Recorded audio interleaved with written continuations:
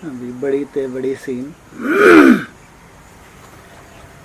कौन सी सामने आने वाली है?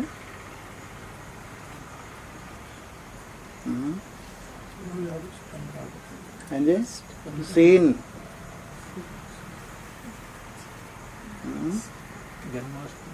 बड़ी ते बड़ी सीन कौन सी सामने आने वाली है? भारत माता भारत माता की आज़ादी और बच्चे का जन्म। आज़ादी सहज मिल गई थी। आज़ादी किसकी हुई थी? भारत माता की। आज़ादी दिलाने वाले कौन?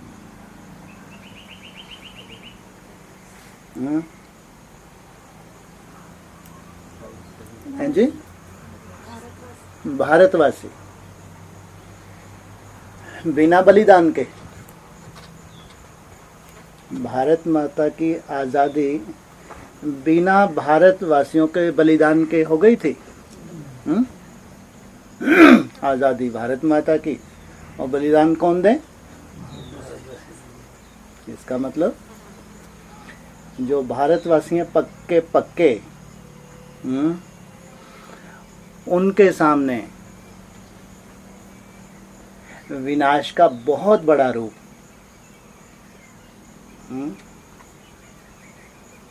जो पक्के पक्के भारतवासी हैं उनके सामने माया का विकराल रूप, विनाश का रूप। फिर भारतवासियों का बलिदान, भारत माता की आज़ादी। दूसरी तरफ और क्या है? कृष्ण बच्चे का जन्म,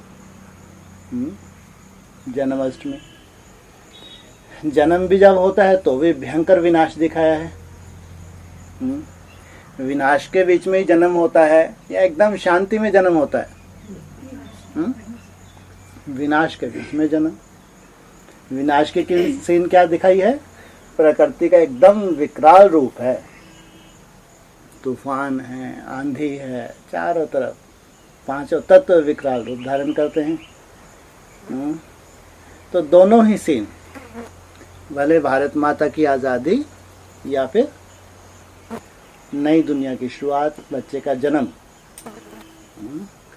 लेकिन उससे पहले की सीन कौन सी सीन? किस में से गुजरना पड़ता है भारतवासियों को? भयंकर विनाश से गुजरना पड़ता है। तो विनाश का जो सेक है, विनाश की जो सीन है, जो व्यक्तिगत, ये विनाश भी बेहद का है या हद का ही है? बार बार क्लासेस में यही आता है कि हद के विनाश से हमको कुछ लेना देना नहीं, और ना ही हम प्रभावित होते हैं। अभी बाढ़ आ जाए, भयंकर से भयंकर बाढ़ आ जाए, कोई असर नहीं हमारे ऊपर। भयंकर तूफान आ जाए, हाहाकार मच जाए, कोई असर नहीं। पांचों तत्वों का कितना भी विकराल रूप हो, कोई फर्क नहीं पड़ता, क्योंकि इतने तो हम निश्चय बुद्धि हैं कि हमारा बाल भी बांका हो नहीं सकता। लेकिन हमारे लिए जो रूपरेखा है वो है बेहद की। हम पुरुषार्थियों के जीवन में जो अटैक होता है माया का, जिस रूप से भी माया का जो विकराल रूप होगा, उसको फेस करना, उसका सामना करना, तो इसके लिए सबसे बड़ी क्वालिटी ब्राह्मणों में कौन सी चाहिए? भयंकर से भयंकर विनाश के सीन को देखते हुए कौन सी क्वालिटी चाहिए ब्राह्मणों में? क्वालिटी हैं जी? हैं? साक्षी, साक्षी दृष्टा, क्या मतलब इसका? साक्षी दृष्टा, साक्षी का मतलब क्या होता है? मैं यहां बैठा हूं, मेरे ऊपर जो अटैक हो रहा है उससे मैं प्रभावित नहीं हो रहा। मेरी मनसा में जो अटैक हो रहा है यहां बैठ के मैं उसको देख रहा हूं। मेरा कर्म भोग का भयंकर रूप मेरे ऊपर आ रहा है, मैं यहां बैठ कर उस कर्म भोग को देख रहा हूं। केवल देख ही नहीं रहा, साथ साथ क्या कर रहा हूं? मन मनाभव। जो मेरा मुख्य कर्म है, कौन सा मुख्य कर्म है? भगवान की याद। माया का कोई भी रूप है, मेरे पुरुषार्थी जीवन में मेरे पुरुषार्थ को रोकने के लिए बाधा के रूप में यहां बैठ के उससे प्रभावित ना होना और याद की यात्रा आपकी कंटिन्यू रहे, इसको कहें साक्षी दृष्टा।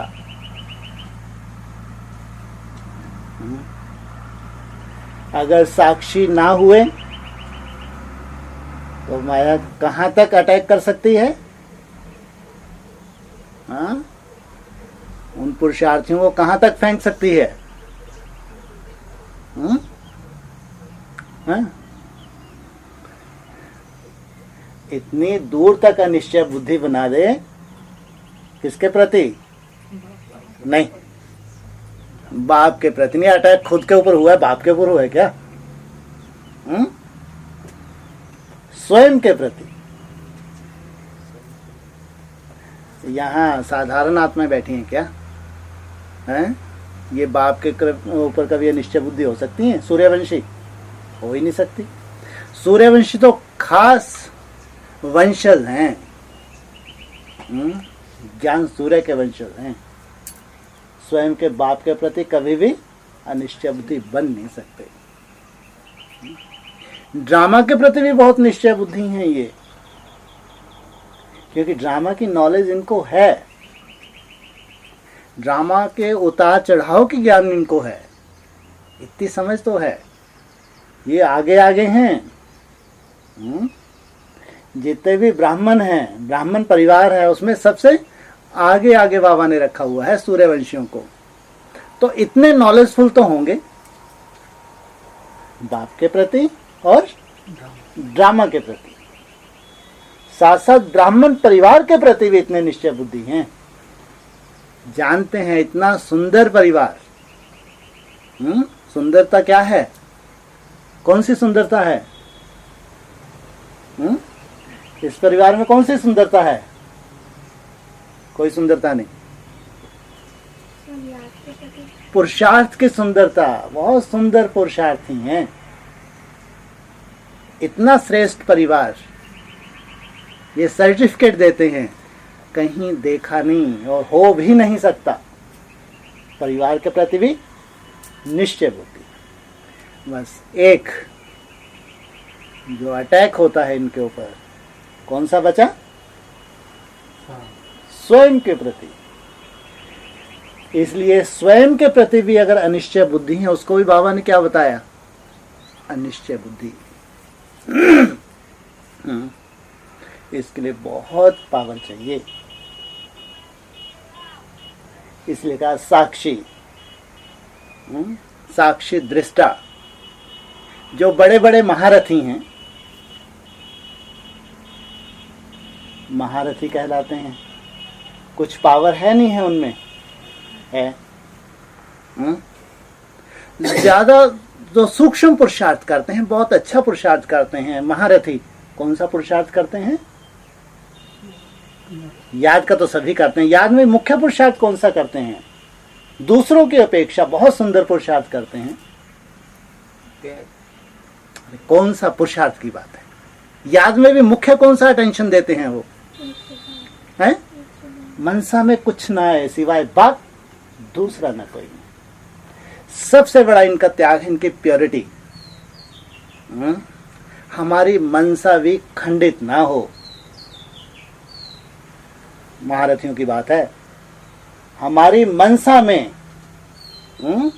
कोई भी किसी भी तरह की अपवित्रता हमारी मनसा को छू ना सके। यहां तक श्रेष्ठ पुरुषार्थी हैं। फिर बुद्धि रूपी पांव जमा है, जमा ही रहेगा। या माया हिलाएगी? हिलाएगी। कैसे? इतनी पावरफुल आत्माएं हैं, मनसा की ओर विशेष अटेंशन देने वाली आत्माएं हैं, माया कैसे हिला सकती है? हैं? इनका परीक्षा लेने वाला कौन? इनका पेपर लेने वाला कौन? स्वयं बाप। इसलिए खास बोला है कि महादेव की आत्मा इतनी पावरफुल है, जिसकी मनसा को चाहे जैसा चाहे ऑपरेट कर दे। सुना कभी नहीं सुना? किसी डिस्कशन में सुना नहीं सुना? कर्म इंद्रियों से तो भूल होने का सवाल ही नहीं। श्रेष्ठ आत्माओं की बात है, ये टुच्ची नहीं है कि कर्म इंद्रियों में गोते खाती हैं। तो बहुत कमजोर आत्माएं हैं जिनसे कर्म इंद्रियों में गलती होती है। ये ऐसी कमजोर नहीं है। इनकी तो युद्ध कौन सी है? कौन सी युद्ध बताया इनकी? अहिंसक युद्ध। हिंसक योद्धा नहीं है, ये अहिंसक योद्धा है। कर्म इंद्रियों से इनकी कोई भूल हो नहीं सकती। अब इनका पेपर लेने वाला, क्योंकि बड़े बड़े महारथी पावरफुल हैं, छोटे मोटे नहीं हैं, तो पेपर लेने वाला कौन? स्वयं बाप। वो इनकी बुद्धि को थोड़ा हिला के देखे। बाप बुद्धि को क्यों हिलाएगा? बाप को इनकी बुद्धि को हिलाना चाहिए, हिलाना चाहिए। अच्छा, खुशी होती है बाप को। तो ये बात सही है। इनके निश्चय की परीक्षा, ये स्वयं अपने पुरुषार्थ के प्रति कितना निश्चय बुद्धि है। अगर सच्चे दिल से पुरुषार्थ है, खास जो बीज है संकल्प रूपी बीज, वो जितना पावरफुल है वही रिजल्ट है इस संकल्प के प्रति कितना निश्चय बुद्धि है। बहुत बड़ी बात हो गई, बड़े बड़े महारथियों की बात हो रही है। इसलिए कहा स्वयं के प्रति निश्चय बुद्धि, बाप के प्रति नहीं, ड्रामा के प्रति नहीं, परिवार के प्रति नहीं, स्वयं के प्रति। इसलिए साक्षी दृष्टा। मनसा में कैसा भी तूफान हो, जैसे पार्वती के लिए दिखाया, किसका वर्ण करूंगी? भोलेनाथ का। तो माया आती नहीं आती उसके सामने, कोई तूफान नहीं आ रहे, कोई आंधी नहीं है, लेकिन संकल्प में डटी है या स्वीकार कर लिया उस आंधी तूफान को। स्वीकार कर लिया मन। स्वीकार कैसे करते हैं? आंधी तूफान को कोई स्वीकार करता है? नहीं करता। नहीं करता तो फिर इसको सभी बहुत बड़े बड़े महारथी सिद्ध हो जाएंगे। स्वीकार करना माना, जब माया की कोई सीन मनसा में या स्वप्न के रूप में जो हम नहीं चाहते हैं, हम देखना भी नहीं चाहते माया का मुंह, तो वो माया की सीन हमारी बुद्धि में अटैक करे या स्वप्न के रूप में सामने आ जाए, तो अगर स्वीकार कर लेते हैं हमारा किसी जन्म का कोई हिसाब किताब होगा, 63 जन्म ढेर के ढेर तो हैं, ये है कचरा बुद्धि है, ये है डैमेज।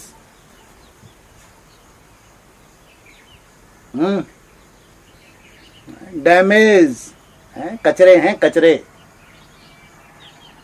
उसको स्वीकार कर लिया अगर कि किसी जन्म का हो सा हिसाब किताब होगा, इसलिए ये सीन ऐसी इस रूप में आई या स्वप्न के रूप में आई या संकल्प, क्यों मैं तो नहीं चाहता या चाहती।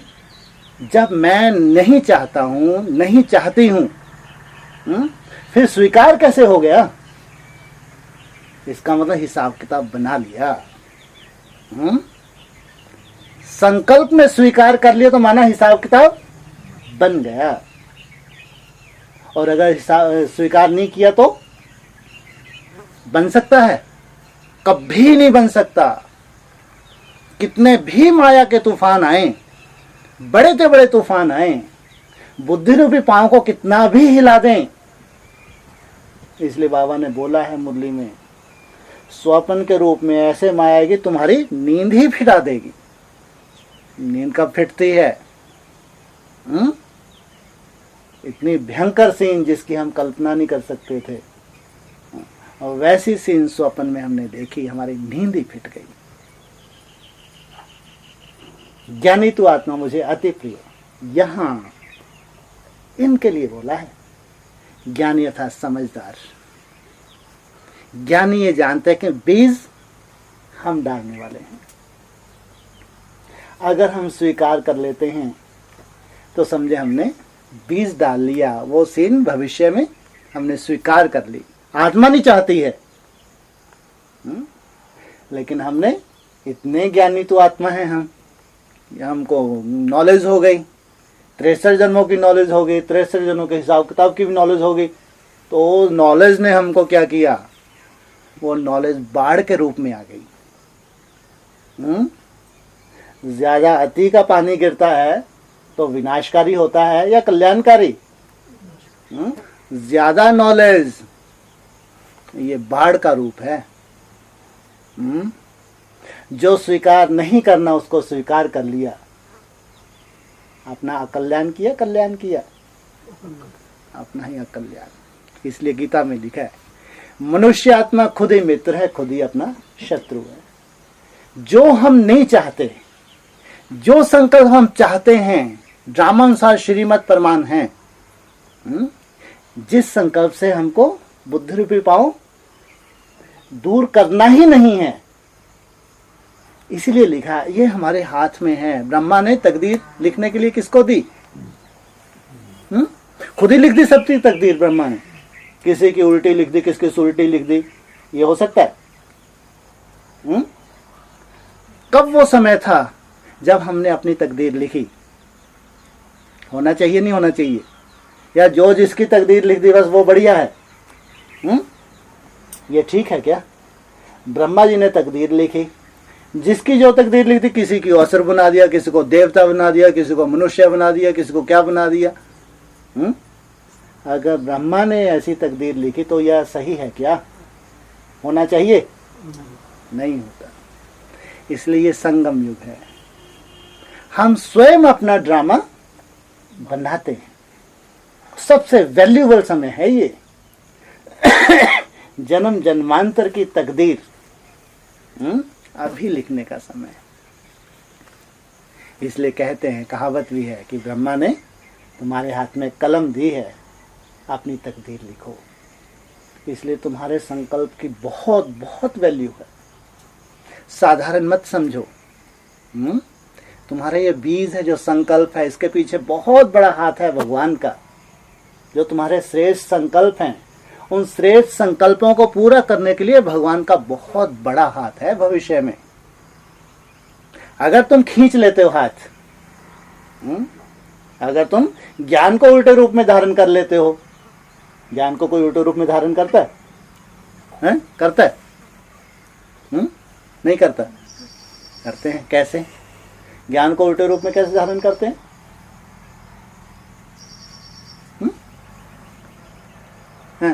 तो ड्रामा में था। और ड्रामा में था। सब तो 8 में आएंगे नहीं। कोई 16,000 में प्रजा कवाल के मेरा क्या पार्ट है?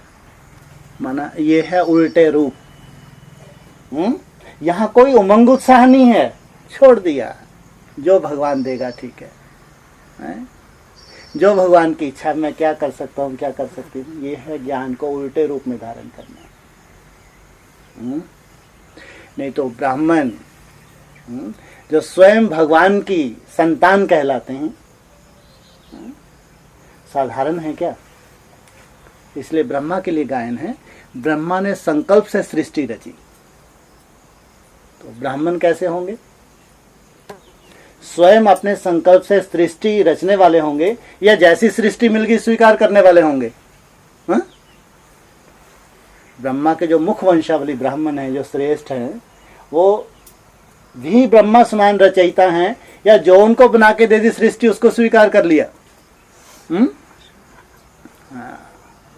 उनके भी संकल्प का बहुत बहुत महत्व है। संकल्प अगर कमजोर है तो आपने बीज डाला हुआ है कमजोरी का, उसी के रिजल्ट आपके सामने आएगी। संकल्प रूपी बीज पावरफुल है तो वैसे ही रिजल्ट आपके सामने आने वाली है। संकल्प का बहुत महत्व है।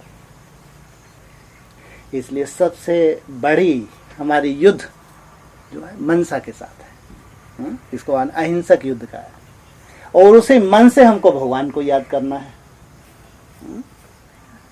जिस याद की यात्रा से हम एक बाप समान बनते हैं, और वही हमारी युद्ध है। इसलिए साक्षी दृष्टा, जैसे फिल्म होती है ना, कोई कोई फिल्म देखते हैं टाइम पास करने के लिए, कोई कोई एकदम इन्वॉल्व हो जाते हैं, रोने की सीन आई तो रोते ही रहेंगे, कई दिनों तक रोते रहेंगे उस सीन को याद कर करके। कोई हंसने की सीन आई तो उसी सीन को याद करके हंसते रहेंगे। ये साक्षी नहीं है, ये इन्वॉल्व हो गए। ये कमजोरी है, इनकी मनसा प्रभावित है, कमजोर सीन से ही प्रभावित है और अच्छी सीन से प्रभावित है। ये कमजोर हैं, इसलिए साक्षी कैसी भी सीन हो, साक्षी दृष्टा, यहां बैठ के उस सीन को देखना। मैं तो स्वयं रचयिता हूं। जैसे भगवान आए हैं नई सृष्टि की रचना करने के लिए, मैं उसका राइट हैंड। मेरे को अपनी सृष्टि सुंदर से सुंदर रचनी है। इसलिए कहा बार बार संकल्प बीज है। जैसा संकल्प रूपी बीज होगा वैसे ही आपकी सृष्टि का निर्माण होगा। इसलिए कभी भी अपने संकल्प में कमजोरी ना लाएं। और ये आपके संकल्प की ही परीक्षा है। भविष्य में जो भी है विनाश का रूप, आपके बुद्धि रूपी पांव को हिला के जो देखेगी माया, कोई कर्म भोग का रूप भी हो सकता है, ये मनसा के कर्म भोग का रूप भी हो सकता है।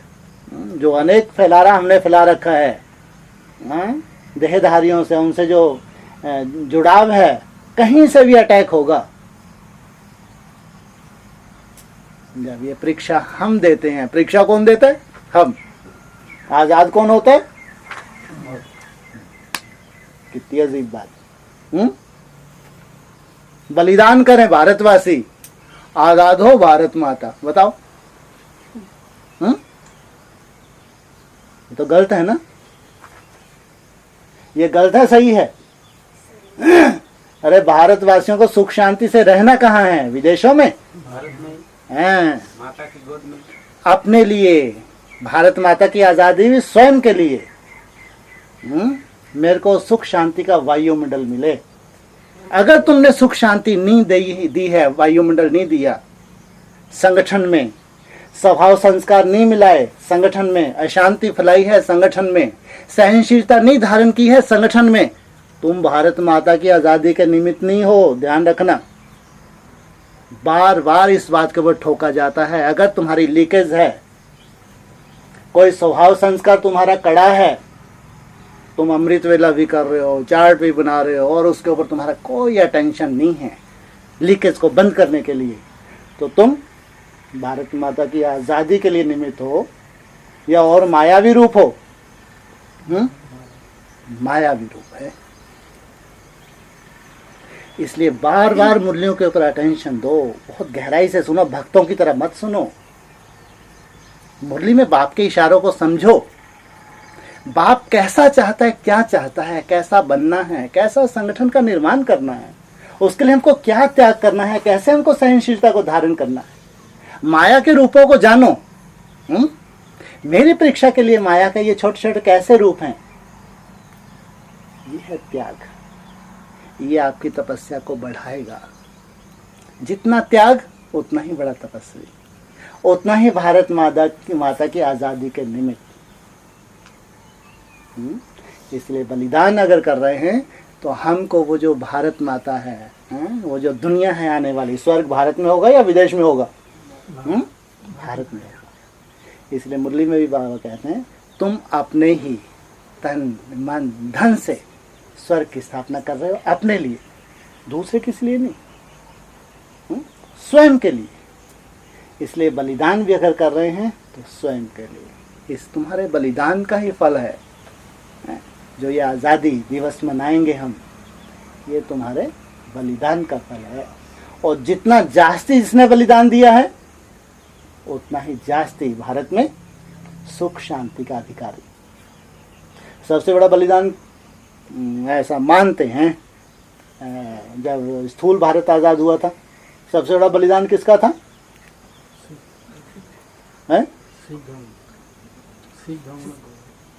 किसका था? व्यक्ति विशेष, बताते हैं, गांधी का। उसको क्या माना? राष्ट्रपिता माना।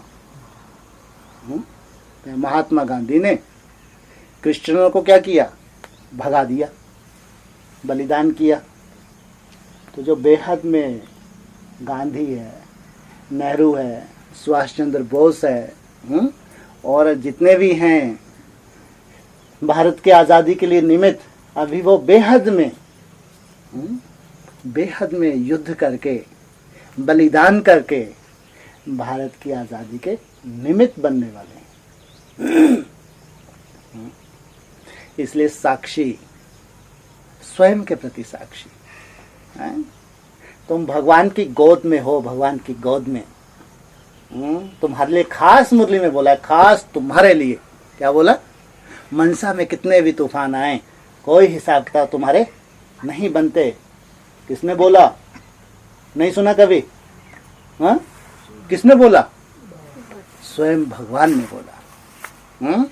मनसा में कितने भी तूफान आए, तुम्हारा कोई हिसाब किताब नहीं बनता। हिसाब किताब किससे बनते हैं? कर्म इंद्रियों से कोई भूल ना हो। कर्म इंद्रियों से भूल हुई बहुत बड़े हिसाब किताब। इतना अटेंशन दिलाते हैं कहाँ? सूर्यवंशियों को, कि तुम्हारी युद्ध ही है, मनसा की युद्ध है। इसलिए एक तरफा तुम्हारे को ये कर्म दिया है, ये तुम्हारा कर्म है। याद जो है ये तुम्हारा कर्म है। जैसे जीवन के लिए भोजन जरूरी है, ऐसे आत्मा के लिए ये याद का भोजन। एक आध दिन व्रत रखते हो हफ्ते में? एक आध दिन? अरे एक आध दिन व्रत रखते हो हफ्ते में? है? बोलो, एक दिन भी नहीं रखते। तो ये बेहद का भोजन, इसका व्रत होना चाहिए। इसका व्रत तो गुरुवार को, बोलो गुरुवार को व्रत रखा करेंगे, वरना याद छोड़ दिया करेंगे। आज याद नहीं करेंगे, छोड़ो। व्रत रखेंगे? हाँ,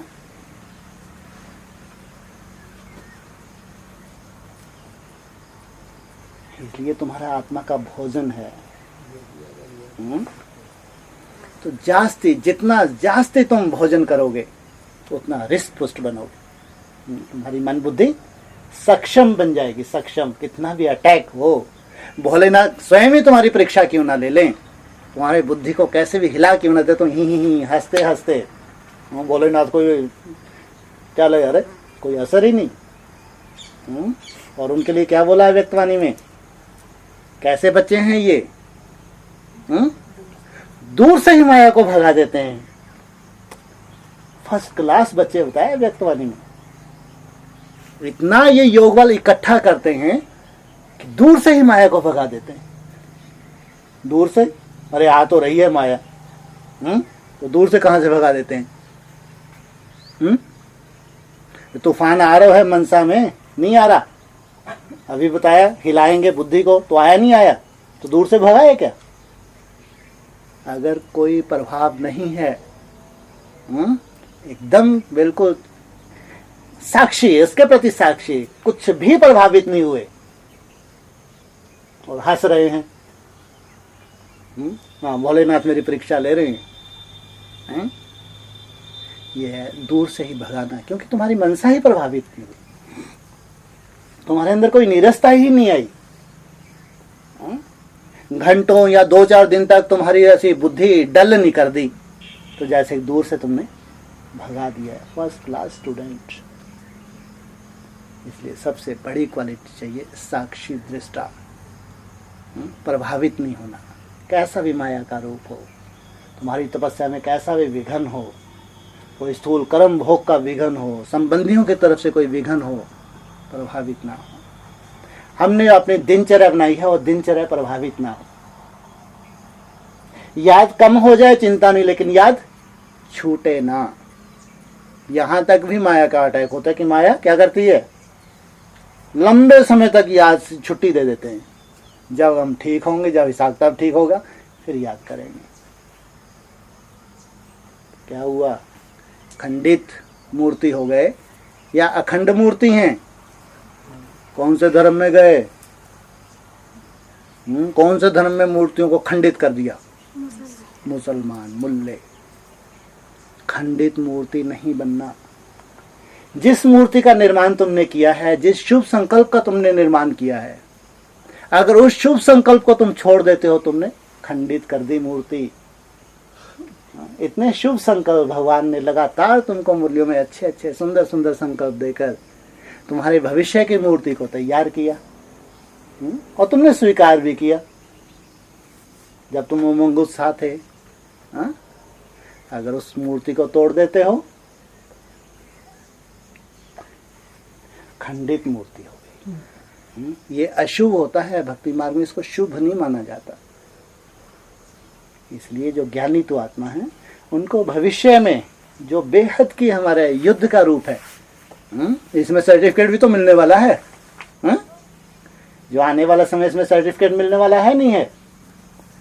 नहीं मिलना तो बिना युद्ध के सर्टिफिकेट दे दे हैं?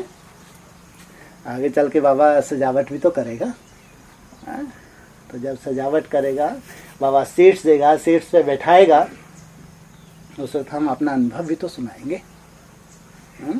इसलिए बिना माया के माया जीत कोई बनता नहीं और बन भी नहीं सकता। इसलिए माया जीत जो सबसे पहला हमारा टारगेट है। माया का कोई भी रूप क्यों ना हो, हम उससे प्रभावित ना हो।